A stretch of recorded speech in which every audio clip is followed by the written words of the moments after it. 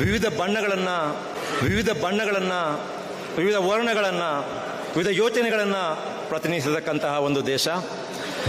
ಆದರೆ ಈ ದೇಶದಲ್ಲಿ ಇತ್ತೀಚೆಗೆ ನಾನು ಒಂದು ನಿರ್ದಿಷ್ಟವಾದಂತಹ ಬಣ್ಣ ಉಳಿದೆಲ್ಲ ಬಣ್ಣಗಳನ್ನು ಹಿಂದಿಕ್ಕಿ ಕಡೆಗಣಿಸಿ ರಾಜಿಸುವುದನ್ನು ನೋಡ್ತಾ ಇದ್ದೆ.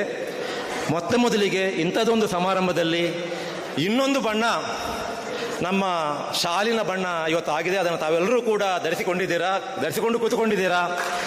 ಇದು ಭಾರತದ ಪರಿಕಲ್ಪನೆ, ಬಾಬಾ ಸಾಹೇಬ್ ಅಂಬೇಡ್ಕರ್ ಭಾರತ ಪರಿಕಲ್ಪನೆಯನ್ನು ಸಾಕಾರಗೊಳಿಸುವಂತಹ ನಿಟ್ಟಿನಲ್ಲಿ ಒಂದು ಮಹತ್ವದ ಹೆಜ್ಜೆ. ಯಾಕಂದರೆ ನಮಗೆ ಸಂಕೇತಗಳು ಬೇಕು, ನಮಗೆ ನಿರ್ದಿಷ್ಟವಾದಂತಹ ಸಂಕೇತಗಳು ಬೇಕು. ಇಲ್ಲದೆ ಹೋದರೆ ಯಾವುದೋ ಒಂದು ಸಂಕೇತ ನಮ್ಮೆಲ್ಲರನ್ನೂ ಕೂಡ ಆಪೋಷಣ ತೆಗೊಳ್ಳುತ್ತೆ.